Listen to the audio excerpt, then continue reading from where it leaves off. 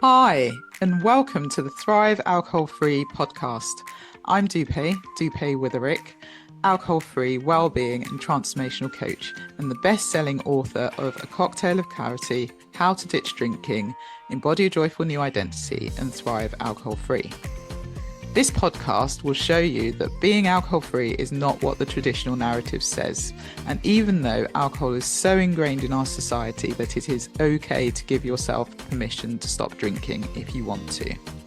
And you do not have to wait until you hit rock bottom. It is certainly not boring, and I believe ditching drinking is just the start to living an extraordinary life. By getting rid of this one thing, it allows the doors to open to endless possibilities and opportunities. Each week, we will have guests on who are at various stages of the alcohol-free journey, from those who are curious to those who have been alcohol-free for years. We will also have experts on talking about different topics relating to alcohol and beyond. Through these conversations, you will discover what it means to thrive alcohol-free. Enjoy. Hi, and welcome to the latest episode of the Thrive Alcohol Free podcast. I'm so pleased you are here, and I do hope you've had a really good week. I cannot believe we are already on the 5th of December. Where has this year gone? I wonder if you decided to take a break in dry January this year and you stuck with it. Can you believe you've done a year nearly alcohol free? And if you did dry January and have gone back to drinking and then thought, well, actually, this isn't great, there's another one coming up. So maybe try that when we get round to dry January. And with the Christmas season coming up, there are going to be parties and get-togethers and socializing. And I was thinking about, from a non-drinking perspective, then there are lots of tools and tips we can talk about in terms of what to do, how to say no, and also setting boundaries, because you don't actually have to go to them. If you stop drinking and you think it's triggering, or you think that you'll be tempted to drink and you don't want to, you can say no to events. You don't have to go to all of them. But if you do go, know that you're well within your rights to just say no and to drink whatever it is you want to drink. When people say, what do you want to drink? It doesn't necessarily mean it needs to be an alcoholic one. You can say, I want a soda and lime, or I'd like an alcohol-free something or the other. You don't need to then say, oh, well, I'm not drinking tonight, or make a big deal about it. Just be very clear. And the good thing is, again, this year, more and more alcohol-free drinks have come into the market, more and more restaurants and bars giving that as an option.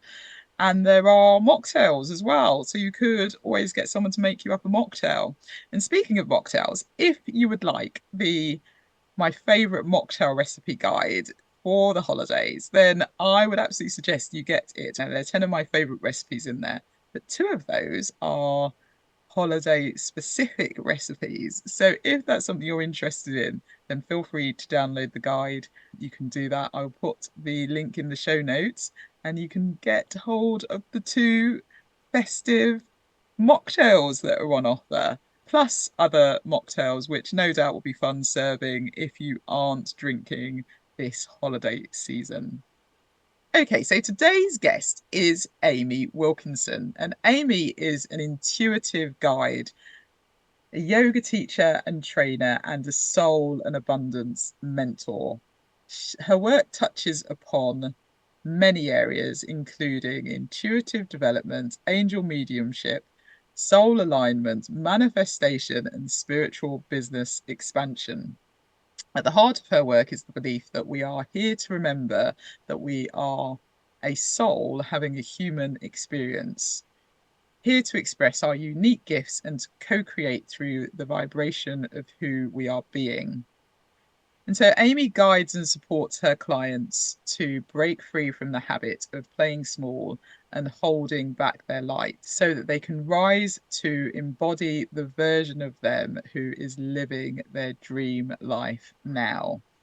And we have a fab conversation. I really enjoyed the conversation with Amy. We talked about so many different things, and I hope that you enjoyed this episode. So without further ado, here is the episode with Amy. Welcome, Amy. How are you? I'm so good. I'm loving that I'm here with you. It's nice to connect again across the seas. Thank you Yay, for having me. absolutely. Oh, not at all. Well, thank you for having me on your podcast. And that was lots of fun. So I'm really looking forward to this conversation as well and hearing a bit more about you. So, for people that might not know you, why don't you give a brief introduction and we'll go from there? Yeah, okay. I'm sure that a lot of your audience would, probably all of your audience might not know who I am, but my name is Amy Wilkinson. I live over in Australia. So I live in the Sunshine Coast in Queensland in a little beach town called Sunrise Beach. I kind of relocated here a few years ago. My background has been really, I've been an entrepreneur really for most of my adult life and pretty much all of my adult life. I think I've had one, what you could say, real job when I was my early 20s. But aside from that, I've been working for myself for a good 20 years or so. And I started out really doing yoga and becoming a yoga teacher and then yoga teacher trainer. And I developed yoga studios in Brisbane, in the Brisbane city. And that kind of grew and expanded. And then I started doing yoga retreats and mentoring teachers and all of that, which has been a good part of 15 years. And then over the last few years, I felt a calling to move a little more deeply into, I guess, what I would call my zone of genius or my soul work and away from the yoga, which was a really big decision for me, to be honest. It ended up selling our businesses last year and diving kind of full time into doing the work that I feel really inspired in. I'm a soul mentor, I could say, and an intuitive guide. So I'm also an angel medium, and I really support women to tap into their soul essence. I call it remembering and reclaiming the truth of who you are, and then from that place, tapping into their potential to create or co-create with the universe or manifest their soul's desires. So that's kind of in a nutshell the work that I'm being drawn to and that I'm doing this year. I created a podcast as well that I had you on to. So it's kind of like a summary about me at the moment. I live not too far from the beach with my three children and my husband and my dog. And yeah, that's a little bit about me. Oh, that's amazing. And I love the name Sunrise Beach. It sounds heavenly. What's it It like? it is heavenly. And can I say, so I'm a manifestation teacher, and Yeah, one of my greatest manifestations, one of them was yeah. this house. So we bought a couple of years ago. I've been here for about a little over 2.5 years. We manifested a beautiful house overlooking the beach. So Oh, it is Sunrise Beach. So wow. the sun does rise behind the ocean here. Oh, I can watch it from my balcony. And that was something that I really co created. And it wasn't even something that was on my vision board. It was better than that. It's a real kind of step up expansion moment when this landed in a couple of years ago. So that's one of my little things that I feel really deeply, deeply, deeply grateful for. And every day, and I look out at our view, I am extremely grateful for where we live. It's a beautiful part of the world, that's for sure. You have to come over one yeah. time.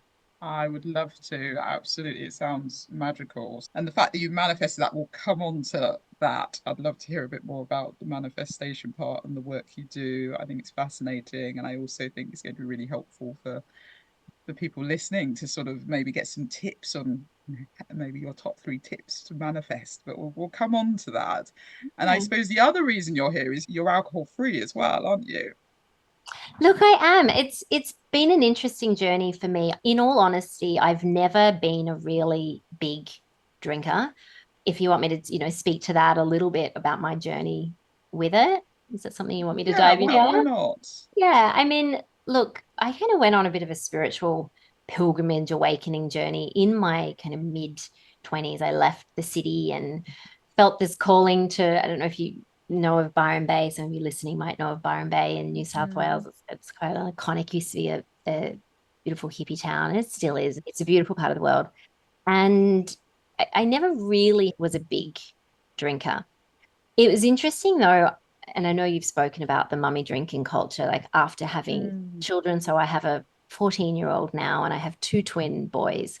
So I did notice that it shifted after having children. And I think for those of you who have children, I think you go through such a big identity shift. And in that identity shift, such a loss of who you were, and you enter this new world, or you kind of thrust into this new world. So I can recognize that I used drinking as a kind of soothing balm during those times. So in both of the pregnancies, or not pregnancies, but post pregnancy, when once the kids were in their toddler years, catching up with other families and couples and mothers. So I can recognize now what that was about and how it did become an unhealthy pattern for me. But I feel like my journey into going alcohol free has been a more recent one. I would say probably over the last 18 months. So I feel like I'm still in the earlier part of the journey, in all honesty, but it's one that was a deep calling. It was divinely guided. Let's say that the choice, the feeling to just start to shift and really look at my relationship with it, and then start to shift that relationship.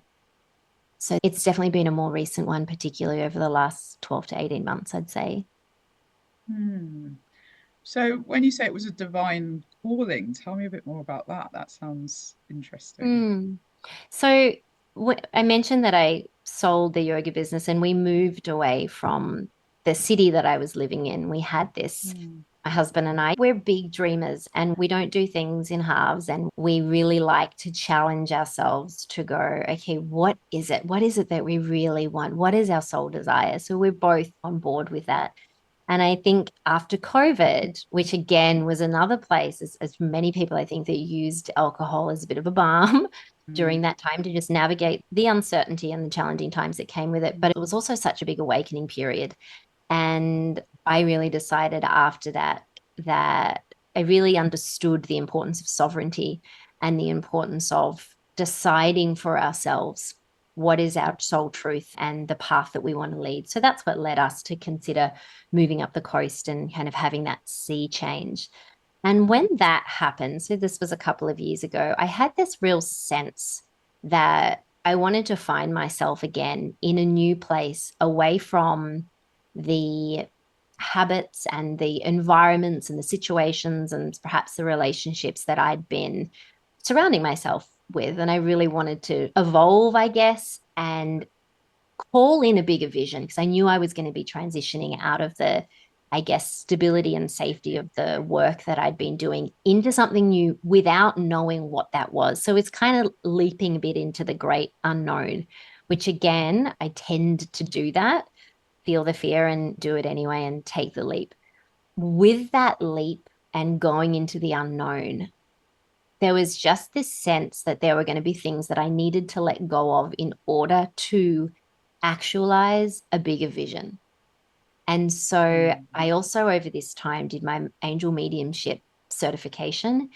And I started to really develop more my intuitive channel, my connection with my spiritual guidance system, my angels, and so forth, and became so much more deeply connected to my intuition. So it was something that was divinely guided. It's like, if this is what you want, if this is what you're going for, that bigger vision, that bigger dream that both me and my husband had, I needed to be in the best possible place within myself. And for me, it was really about clarity. It's really about, well, I teach a lot around manifestation, the law of vibration, and how we are all vibratory beings. We are giving off energy.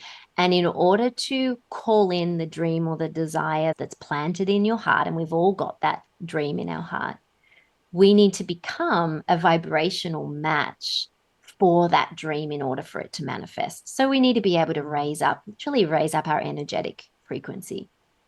Now I became a lot more aware of the habits and the situations and the substances that were doing the opposite of that. So just more acutely aware of how I was feeling in certain spaces or how I was feeling consuming different things. And alcohol was certainly one of those things. Now, bearing in mind, when I made a decision to break up with it, I didn't have a really strong, big drinking practice. I was someone that would maybe have a couple of drinks. It wasn't really big for me. So I felt like it wasn't a really difficult thing for me to let go of. And I think I said this in my podcast with you as well. It wasn't something that I chose, right, now I'm going to quit and that's it. I wanted to just see how I could become more conscious in those times where I would reach for a drink and going, okay, and why am I doing that? And is this something that feels good? And what I noticed was as I started to ask myself those questions and tap into that, I didn't have the desire there. It's just like my body was saying, no, no, I actually don't need it. What does it feel like to reach for this kind of non-alcoholic drink instead? Yeah, that's actually fine. That feels good. So yeah, that was the kind of shift that happened for me. Yeah, and that's really interesting because similar to you, I had this real sense that actually letting go of alcohol was going to be a good thing. I had this thought it would set me free in some ways. So I absolutely get it. And again, by the time I stopped drinking, I probably, I drank probably quite a bit in my 20s, 30s. It was more of a habit and mummy wine culture. But then Mm, towards the end, I'd gone off a lot of the wine as well. I couldn't drink those sort of heavy red wine. Well, wine completely, I'd gone off by the time I stopped drinking. So I wasn't drinking huge amounts, but I could tell that it wasn't serving me, it wasn't helping. And I didn't know what was coming up next. I wasn't thinking about a big dream specifically, but I was thinking there's more.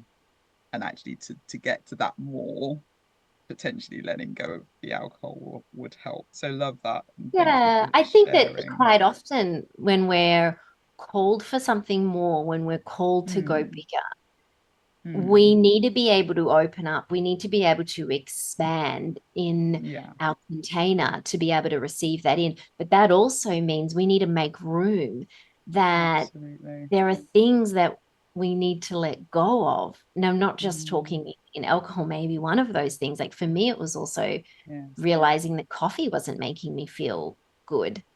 And Mm, I became more aware of how I was feeling after certain things and mm, prioritizing feeling really expansive and regulated in my nervous system, which is a really big part of manifestation as well, is being mm, really, really comfortable and regulated and relaxed in your nervous system to be able to call in those soul desires. And so there were yeah, certain things for me that I was having. I was like, yeah, this doesn't make me feel good. And I decided I actually wanted to feel good every day. That's yeah. not to say, as I said, I'm still early days of my journey. So there have been a couple of times where I would have a drink or like one Mm, drink and see how it would feel. And I'd always regret it afterwards. mm, I think when you do release it and you might then have a drink, you just realize how much it impacts you. And yeah, it's not really worth it for me. Way. mm. Yeah, and I love what you just said about I want to feel good every day. Question Yeah. for you, and this is something I found people don't allow themselves to feel good every day. It's really interesting. I think we've been conditioned to think we can't feel good Yeah. all the time. We've been Yeah. conditioned to think actually feeling good means something bad's going to happen, or I can't feel good all the time because someone else isn't feeling good. And you look around and you think, if I feel good, what does that mean? It's really interesting because people who I coach, they worry about feeling good all the time because Yeah. that's not what your body's used to. So I'd love you to touch on that a little bit more Hmm. because you said you've let go of things and you want to feel good all the time, but you've given yourself permission, I would suggest, to actually want to feel good all the time. Yeah, and I love that you said that. I think that joy can be triggering for a lot of people that Mm, aren't really allowing themselves to feel good. I love that. I think it's Gay Hendricks that said, "How good are you willing to let life get?" And one of the yeah. things for me because we have been conditioned, we've been programmed in a society that doesn't really make us feel very good. I mean, if you turn on the news, which by the way was a Yeah. practice that I ceased a long time ago, was Yeah. listening to the news, having that blasting through, like because of that kind of programming that is very, if you look at the news, it's all negative, it's all It's so heavy. negative. Yeah. And Yeah. it pulls us down and it pulls us into a stress response. And a lot of what we're experiencing in society, it's designed that way to make us feel like we're powerless and we're separate. But Yeah. really, that's a choice. That is a choice. Mm. And joy is a Mm. choice as well. But we need to Mm. be able to get to a place where we can allow ourselves to let it in. And I feel like the worthiness piece here is really important. You can be joyous. You can let that. And by the way, I want to mention this isn't bypassing emotions at all. Like some days I don't feel good, but I'll let myself feel what's there in order to Mm. then let that shift and alchemize that into a better feeling, really. Mm. So none of this is about just bypassing it and saying, I'm going to be joyful. But as you said, to your point, we don't really let ourselves feel it unless we've maybe achieved something or accomplished something or done a hard day's work, or I'll let myself feel good on the weekend or when I have a holiday or something like that. We're getting those small pleasures rather than realizing that actually joy is our inherent state. At the core of who we are, at that vibration is joy. It's one of the highest vibrational feelings, if not the highest, that we can access. In the yogic philosophy, when you look at your true nature, it's pure bliss, it's pure joy. But we get so entrenched in the layers of the conditioning that, as you said, it takes us away from where we are kind of addicted to life being hard and struggle, so much so that we expect it. And when we expect it from a manifestation perspective, when we expect it, guess what? Life just says, yeah, here you go, right? Sure. Life just mirrors. Life just says yes, and it mirrors back what we believe to be true. What is the core frequency that we are putting out there? So if that is life is hard, or if I'm going to achieve anything or receive anything that feels good or joyful, I need to work hard for it. I need to struggle or I need to sacrifice something because at the core of it, I can't have it all. I can't quite possibly have it all. And this is where my work comes in and where I love working with women is debunking that and going, you know what? You are a divine, expansive soul. You are connected to all that there is, and you can absolutely have it all, have all the abundance across all areas of your life. But for some people, if they're not used to receiving, that can feel a lot. It can feel too much. Yeah. And that's the other thing, isn't it? It's allowing yourself to receive. And as you said earlier, being open to that as well. Because again, there's this thought that people have that if I have this, someone else is losing out, or if I have this, I'm not, as you mentioned earlier, the worthiness, I'm not worthy of having this. And so Yeah. when you work with women, how do you get them over that hurdle? Yeah, well, I mean, I think there's a lot of belief stuff which we do as well, which I do in that work. And the thing is with beliefs, which are basically just an accumulation of our thoughts that we've had all this over and over and over and over again. And a lot of them Yeah. come into our beingness, into our subconscious awareness between the ages of 0 to 7 or even prior when we're in the womb.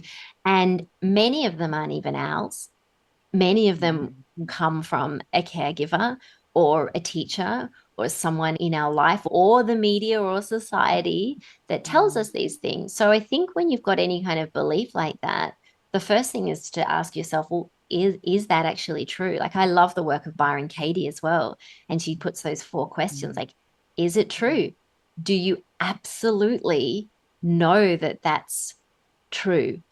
And how do you feel when you believe? Like what could actually be truer? The thing is with beliefs, you can change them.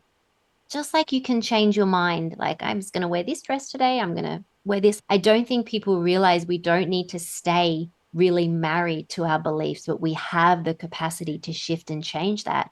So, what could be a better feeling thought? And to your point about people worrying that if I have this, then others won't. And I think that that's really, really interesting. And I'm an abundance mentor as well. And I think that that conversation comes up a lot when we can talk about wealth and abundance. It's like, well, how can I have this when there are children who are starving? All right. When there are people who are really struggling, how can I have this? And to that point, I would say, well, how does you not having it help them? Are you in a better position or a worse position to be able to support and help them if you are limiting your abundance, what you can call in, what you can receive? Because I know for me, the more that I'm able to have and hold, the more I'm able to support others, other businesses, other people, give generously, all of that. So you kind of need to look under the hood and do the work to just debunk some of those lies. A lot of that's coming from our ego, which our ego believes that it's separate. It's coming from the ego. And a lot of it is just absolute lies and not true. And so you can choose to change that. Actually, what feels better than believing that? Actually, it feels good to believe that I can have it all. I'm worthy of having it all. And me having it all doesn't take anything from anybody else. In fact, I can do more to support others as well. Yeah, yeah. And it is really moving from that scarcity mindset to the abundance mindset. And I think, as you say, a lot of us have been conditioned into that scarcity mindset. Whereas, to your point, when you have more, you can give more, and you can help more, and you have choices as well versus not. And so that whole lack mentality is again something that people just get bought into, that you don't need to buy into. Absolutely. Absolutely. And that's a choice. But you're right. I mean, we are very much programmed in the scarcity and in separation and in lack. Mm, And none of mm, that is really true. I mean, there are enough resources and money in this entire world for everybody to live very abundantly. yeah. And a lot of it is about what we believe, but it's very much, many of us think that we're separate from, that it's outside of us, that we need to somehow go and earn it and seek it. And my work is reminding people that you are abundance. That is your Mm, nature. That is your truth. As a soul, you are expansive, and you come into this world to continue to expand and grow and be abundant. And that is your birthright. So rather than being separate from it, it's coming back into a recognition that actually that is your truth. That is who you are. And to your point about receivership, and tying this back in with the conversation about alcohol as well, I've been doing a lot of work. It's work that I do with my client, but before I do it with my clients, I've got to live it and embody it myself. And that is, how do we open up and expand our capacity to be able to receive and hold what it is that wants to come through for us, which is our soul desires. mm, And in order to do that, we need to be really, really regulated in our nervous system. We need to really reestablish safety. Otherwise, we're not going to be able to hold it. I mean, this is why the statistics are that lottery winners, I think it's like mm, 70% or something. It's a ridiculous statistic, really, that will lose their fortune within a couple of years because they haven't conditioned their nervous system to feel really safe to be able to hold that level of wealth and abundance. So it's really mm, important. We all have a bigger dream inside of us. And first, it's about allowing yourself, right? Like allowing yourself to feel that. Many won't let themselves feel that. And then it's secondly about, okay, how can I let myself receive? What is that? What does that look like? What does that involve? And yeah, maybe that looks like saying a few more no's, putting up a few more boundaries to the things that have been perhaps taking your energy rather than plumping you up. And that was, for me, as I said, a bit of the journey over the last 12 to 18 months or so. Yeah. Yeah. So good. And yeah, hopefully really helpful for the person listening. So I'd love to hear your manifestation story with your house. How did that come about? Yeah. So I feel like I've been consciously manifesting for a long time. I started to get into manifestation because my mum had a lot of books around and she used to listen to Louise Hay and Wayne Dyer and all of that back then, kind of OGs of the self-development. Yeah. And well, I think it was about 16 or 17, and Wayne Dyer was one of the first books that I read the time when I was had broken up from a partner. So I was devastated and felt like I was in crisis, as you do when you're a teen. And so I feel like I have been consciously manifesting for a lot of my life. Houses has been a really big one for me, but certainly when we were selling our house in Brisbane and wanting to move up to the Sunshine Coast, I did have a vision. And I think these are really important kind of tools, is that I let myself dream for what I wanted that house to, first of all, look like. And this is just like, I would love to have blah, blah, blah, like a big kitchen or this or open plan living, just getting down to some of those details. So you're kind of painting a picture. I mean, our imagination is so powerful. We just need to be able to let it run wild. And I'm always asking my clients to dream a little bit bigger and go a little bit more expansive and allow yourself to. So I started to do that. And then a really big part of this with manifestation, it's not just the positive thinking and thinking shiny, happy thoughts. And that's only going to get you so far. Even the same with vision boards. I mean, that's a tool. It's only going to get you so far. And I feel like a lot of those processes can feel quite externalized, feel quite manufactured in a way. Manifestation, I teach, is more embodied, it's more surrendered. And to tune into embodied manifestation, we really, really need to tap into, what does that feel like?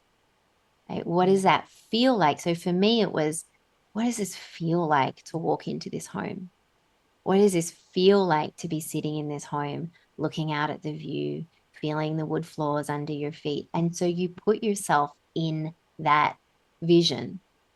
And I did. I worked on that practice a lot. When we eventually, and I will preference with this, like, we'd sold our family home, we'd sold our home, jumped off the cliff, didn't know what was coming. I didn't see anything that I really liked. There was nothing that was matching this. And we were getting down to the wire in terms of needing to move out of our home. And then this suddenly came up. And the first thought I had was, how are we going to get that? How are we going to afford that? All of that. Like, the ego mind just has a field day with this. When you're wanting to expand, the ego is going to come in and tell you all the reasons why that's dangerous and you can't, because it wants to keep you the same and safe, right? We found this home, and when I walked in, it's like my soul knew that this was it. And yet I had all of the fear and the doubt. How can you do this? No, there'd be so many people interested. How is it even possible? All of that. So despite the resistance, I continued to see it and feel it. So a very big part of this manifestation is acting as if, right? What does it feel like to come home to that? And then the rest is history. We bought the home at auction, and I, even on the auction day, I embodied the feeling and I knew that it was going to be ours.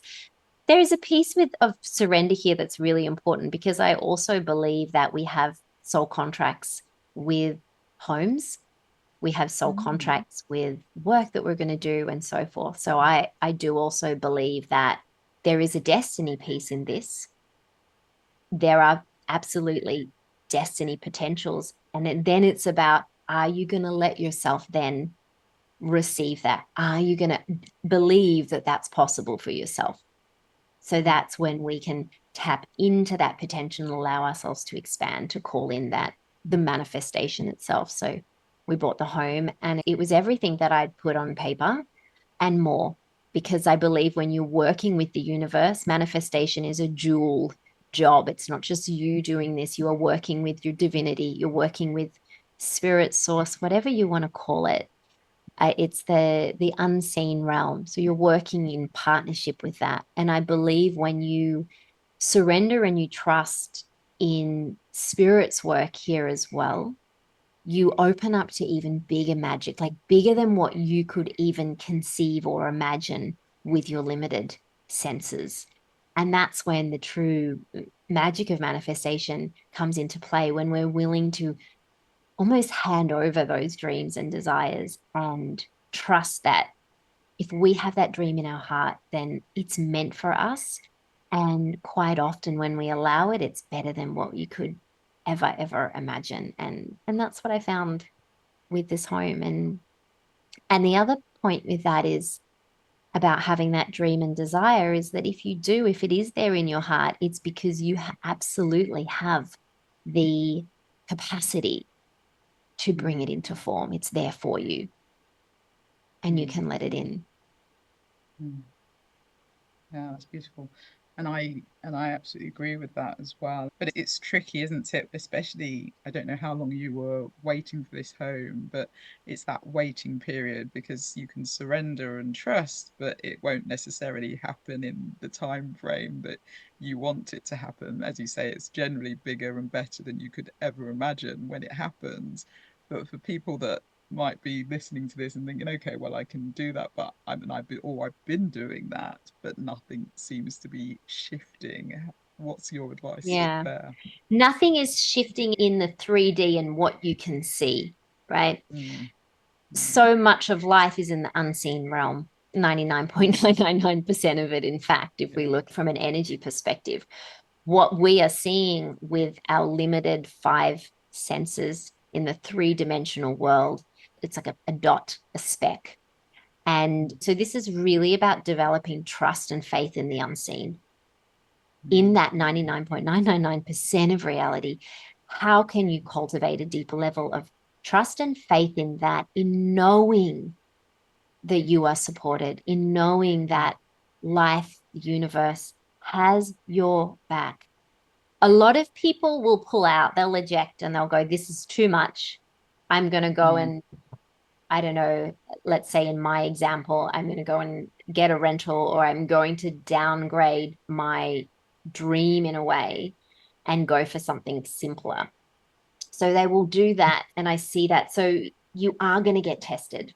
The universe loves to test and challenge us in order to up level us, in order to support us with our growth so that we can go, okay, I'm so ready. I'm so available for this. So you will get those tests and challenges coming through.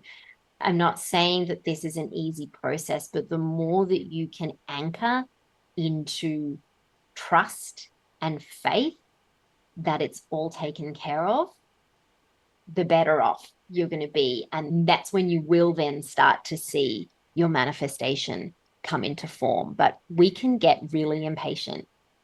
We can get really impatient, and we're always in our ego mind looking for evidence to tell us that it's coming or it's here. So we need to be able to lean into discomfort as well, and then choose to stay anchored in trust, even if we're not seeing the evidence. And it will always come through. It always does when you operate like that. yeah. Yeah, that's really great advice. And it's maintaining that feeling, isn't it? And belief that it's already done. And as you say, also having that regulated nervous system. So I do things like breath work and EFT and other things like that to help people just get into that regulated nervous system because it's so important across the board, regardless of what you're doing. And I know you've been doing yoga for years, and I don't teach yoga, but I practice yoga every day. And I've found personally that's really just helped my nervous system stay regulated. But what other things would you suggest people could potentially do to regulate that nervous system and feel safe? And then it comes back to everything we've talked about. So I've loved this conversation, but it comes back to then allowing yourself to receive, allowing yourself to feel that joy, allowing Mm. yourself to feel worthy, allowing yourself to actually think this is my desire and I can go after that and it will come and it is mine. So what other types of things or the things I've mentioned you want to maybe go deeper into, but what would Yeah. you suggest? Look, I think Breath is definitely key. What I love about breath is that we all have access to it, and it doesn't cost anything, right? I Yeah. love all of the somatic practices because really it's you and your body. It's not having to go and seek it outside of yourself, although there are certain modalities which are brilliant and can support you, but we have so much within our own self that we can access. So whether, you know, I always look at what are these practices that make me feel good? What are the practices that lift up my frequency? So breath work is one. Any kind of intentional movement where you're moving and uniting the movement with the breath. So yoga is one of those. For some people, they might feel regulated dancing. Even things like, I'm going to think of things that you might not even think of, but like having a really good cry actually moves you from your sympathetic nervous system into your parasympathetic nervous system. So allowing yourself to feel what is there that needs to be felt, giving yourself an opportunity to, and this might be tricky for some people initially, but to sit with yourself, to be in the silence, to be in the stillness, whether that's with a guided meditation. I'm a big meditator, but I know for some they might find it challenging initially to meditate. But even if you can start with a 3 or 5 minute practice where you are, if you feel comfortable closing your eyes, where you're intentionally slowing down your breath. It doesn't need to be fancy or elaborate. It might just be a simple 4 count in, taking a pause at the top, and then perhaps a 4 or 5 count out. You might have a longer exhalation, which is going to down regulate the nervous system. And then I teach my clients how to really tap into their soul essence. So it's the part of us that's beyond our physicality that was here before we incarnated. And if you believe that, will be after we go. It's the part of us that's beyond our mind. So tapping into, and I encourage people to establish their own spiritual relationship, whatever you want to call that. Some will call that God, some will call that love, some will call that universe, source. It doesn't really matter. What matters is that you establish your own connection and that you can start to establish a level of safety to tap into that. And the beautiful thing is that we all have that. We have access to that. We have a guidance system that is here with our spiritual team, with our guides, with our angels. Like we're assigned with that before we come into this world. And our guidance team or your soul team is here to lead you and support you, but you need to ask because they won't interfere with free will. So I always suggest if you can have a practice, cultivate a practice, maybe first thing when you wake up in the morning, where instead of jumping up straight away and going into your day, or instead of reaching for your phone, you become conscious of being in your body, breathing into your body, tapping into your soul essence, which you'll soon start to do when you consciously breathe. And maybe starting to develop a relationship where you might ask your soul, what is it that I need to know right now? Right. Or you might start to tap in, how would I love to feel today? What would that feel like? What would joy feel like for me today? You set yourself up in such a powerful way where you're then letting yourself be guided by that essence, by your soul, rather than being guided by your programming, by your mind, by what you've just been doing on repeat, on autopilot, likely quite unconsciously, because that's just what we do in our humanness. So it's really about disrupting that pattern, giving yourself that space to drop in and knowing that you're really, really safe to do that. And it will get easier each day. You might find that a 3 minute practice all of a sudden stretches out to 5 or 10. Maybe the next thing you know, you're happy to be in that space for a good half an hour. And that's really potent, really powerful in supporting your nervous system to feel really safe and regulated. So good, such good tips. And it's so true. I think we underestimate the breath, don't we? We underestimate the fact that we can access that at any point. At any point, we can really regulate ourselves and tap into that, tap into something that's just there, which again, so many people live in fight or flight mode. and then panic and don't know what to do and stress and worry, and just breathing helps Yeah. you to calm that down and as you say, step into Yeah. more of the soul guidance versus the ego guidance. Absolutely. Like another beautiful practice is even, and I do this quite a lot as well, particularly if I feel that there's a fear coming up, right? Which Mm, is might be in the form of a doubt or resistance, and you can feel that activated. You mm, can feel a level of trigger or activation in your nervous system. It's just to put your hand on your heart and to speak kindly to yourself. And you might breathe into that space and then remind yourself that it's okay. You're safe. You're safe. You're safe to keep expanding. You're safe to keep growing. Our soul is here to grow and expand. And yet our mind and our ego wants to keep us in the same and in the familiar. And this is where there's always that push pull in knowing that there's a big aspect of us that wants to keep growing and reach for a higher branch and go after a bigger dream and vision. And then what we come up against is that part of us that's very much in fear, that's being guided by fear. Yeah, we need to have fear. It keeps us alive to an extent, but we can't have it in the driver's seat of our life.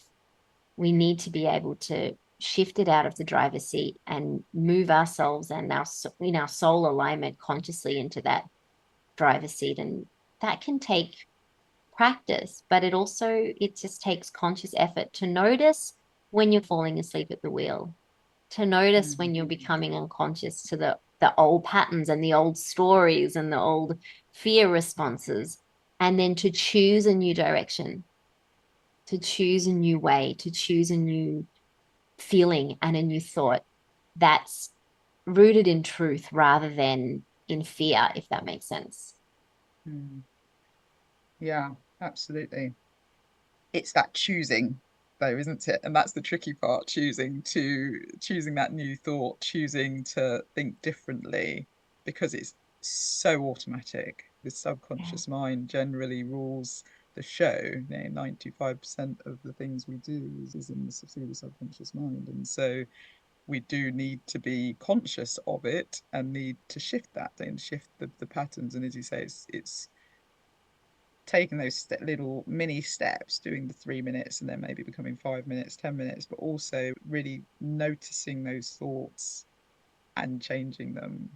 Again, it's a pattern interruption, which it is work. It's not an easy thing to do, and it doesn't happen overnight. And so, just to encourage people who might be listening, it is something that you do have to practice and keep practice. It never Yeah. stops. The work never really stops.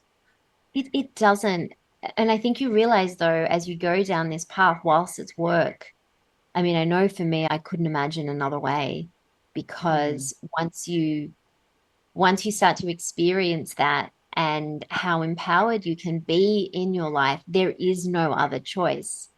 mm, It's just what feels so good. But mm. it as you start to do that, it's like anything. It's like if you go to the gym and you want to work out and you want to tone your muscles, it's not going to happen straight away. But all of a sudden, if you keep that consistency up, it does get easier. Developing your intuition and your connection with your soul, it's exactly the same. We all have access to that. We all have muscles. We all have that intuitive muscle as well. But it Mm, takes conscious effort to continue to develop that relationship.